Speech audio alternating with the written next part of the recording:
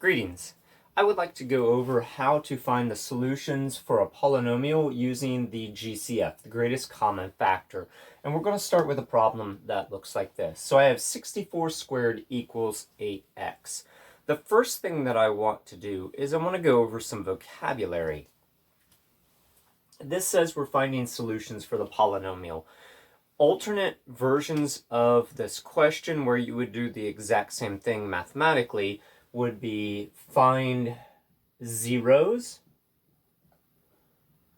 for a function. So that would be one alternate question. You could say find the zeros for a function using GCF. If you had some function notation in here, maybe the equation is rearranged a little bit. Essentially, you're doing the same type of thing. Another thing you could be asked to find would be find the roots of the equation.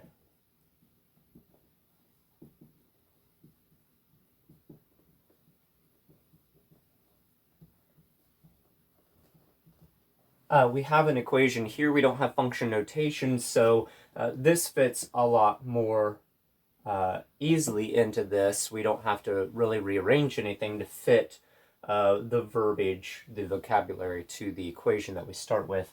One other thing that we could be asked for would be the x-intercepts for this. So we could be asked to find the x-intercepts. This may imply that you were doing something graphically as well. Why are there multiple ways to ask this question? It's kind of a grammar issue with mathematics. Since this doesn't have function notation, the best way to ask the question for this particular example problem is not to say to find the zeros. You could say find solutions for the polynomial as the question's originally stated, or you could say find the roots of the equation. This is an equation. If we have something that's more strongly implied that we're using a graphing method, find the x-intercepts might be a lot better way to state that.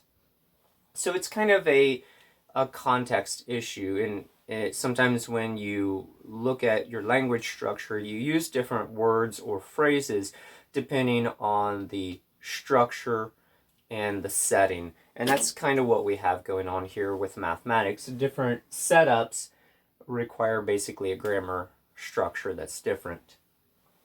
So I'm starting with this. I'm going to move everything to one side so that this equation is equal to 0. Notice I have this x squared term, so this is indicating that I'm dealing with a quadratic. That's the polynomial that I have, a second degree or a second order polynomial. Those are other ways to say that. So I want everything to one side equal to 0 so it fits more my standard form for a quadratic.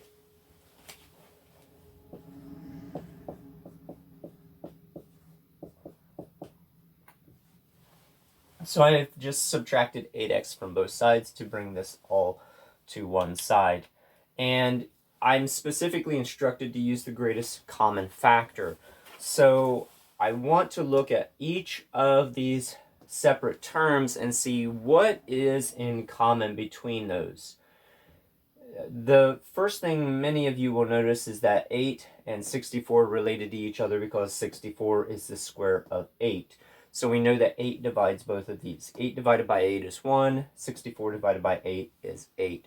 So that's something in common. One thing that some of us don't see right away because it's not the way we think immediately is that there's an x in common also. You can divide x by x and x squared by x. So the common term that we have identified is 8x, and I'm going to write that out to the side. I've identified this as a common term.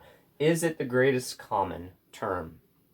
So to figure out if it's the greatest common term, you want to divide this by this, and if whatever the quotient that's left is no longer divisible by this, then you have found a greatest common term, and that has to work for every term in the polynomial. So 8x into 64x, I'm going to put a parenthesis here and write that quotient here. We've already said that this is going to be 8x. Now, 8x will divide into that one time, but we have to continue on first. 8x into 8x is 1. I'm going to close the parenthesis. This is all still equal to 0.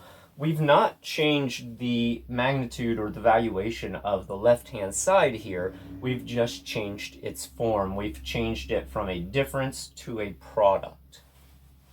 Now, if I look at dividing 8x into here, yes, that will divide into there evenly. 8x will not divide into 1, though. It will give me a fraction. And so this is our greatest common factor. It won't evenly divide into the terms that are left.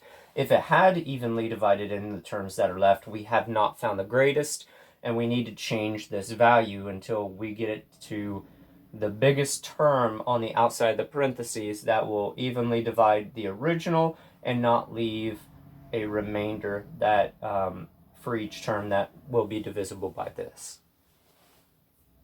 At this point, to find solutions, we are going to use the zero product property.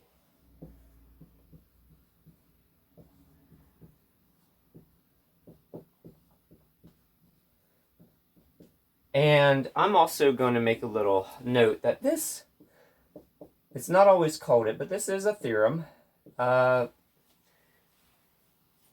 If you like doing proofs for theorems, this might get you a little involved to prove this, but it really is a theorem. It's not one of our axioms for the real number system. I'm going to use the zero product property here. I have a product now. The two terms multiply to 0. That means that one or the other or both must have been 0 to start with. So we're going to use that assumption. We're going to assume that this first term is the one that's 0. So we're going to set 8x equal to 0. And some of you immediately are going to question that. Well, how do we know that that was the 0?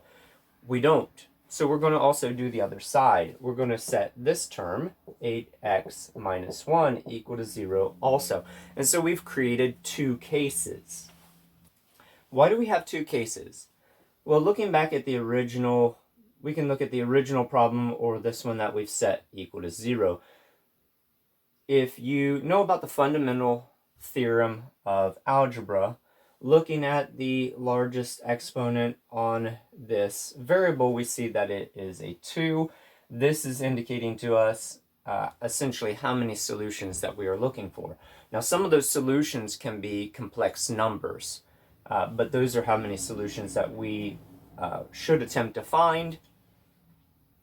If you are working on problems where you're restricted to the real numbers, then you may not find all of those solutions because some of them are going to be complex. At this point, we're just going to solve for x here. So we're using our Algebra 1 skills here. I need x by itself. I'm going to divide both sides by 8.